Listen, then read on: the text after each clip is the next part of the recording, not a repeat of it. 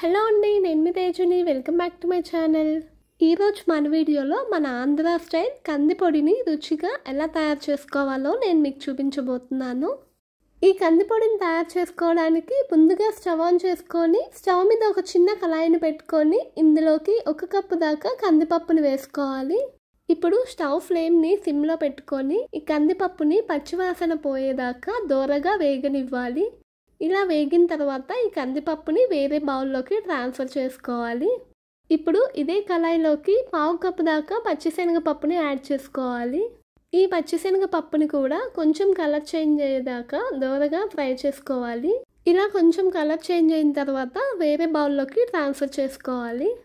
ఇప్పుడు ఇదే కళాయిలోకి 1/2 కప్పు దాకా పెసరపప్పుని కూడా వేసి కొంచెం కలర్ చేంజ్ అయ్యేదాకా వేగనివ్వాలి. ఇలా కొంచెం కలర్ చేంజ్ అయిన తర్వాత వేరే బౌల్లోకి ట్రాన్స్ఫర్ చేసుకోవాలి. అలానే ఇప్పుడు ఇదే కళాయిలోకి 1 టేబుల్ స్పూన్ దాకా ఆయిల్ని యాడ్ చేసుకోవాలి. ఈ ఆయిల్ కొంచెం హీట్ అయిన తర్వాత మీరు తినే కారాన్ని బట్టి ఎండుమిరపకాయలని యాడ్ చేసుకోవాలి. నేనైతే ఒక 10 నుంచి 15 దాకా ఎండుమిరపకాయలు యాడ్ చేశాను. ఇప్పుడు వీటిని దోరగా ఫ్రై చేసుకొని వేరే బౌల్లోకి ట్రాన్స్ఫర్ చేసుకోవాలి. అలానే ఇప్పుడు ఇదే కళాయిలోకి 1 టీ స్పూన్ దాకా జీలకర్రని వేసి కొంచెం వేగిన తర్వాత వేరే బౌల్లోకి తీసుకోవాలి.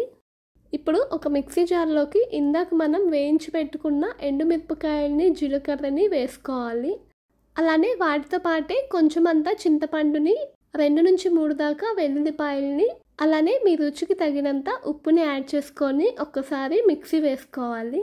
ఇలా ఒకసారి మిక్సీ వేసుకున్న తర్వాత ఇలా కచ్చాపచ్చాగానే పౌడర్గా అవుతుందన్నమాట. ఇప్పుడు మనం ఇందులోకి ఇందాక మనం వేయించి పెట్టుకున్న కందిపప్పుని, పచ్చిశనగపప్పుని, పెసరపప్పుని ఇందులోకి యాడ్ చేసుకొని మెత్తటి పౌడర్ లాగా గ్రైండ్ చేసుకోవాలి.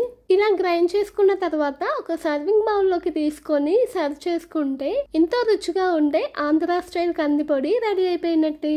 అంతే అండి ఈ వీడియో కనుక మీకు నచ్చినట్లయితే లైక్ చేసి, షేర్ చేసి, సబ్స్క్రైబ్ చేసుకోండి. నెక్స్ట్ వీడియోలో మళ్ళీ కలుద్దాం. Thank you for watching. Until then good bye.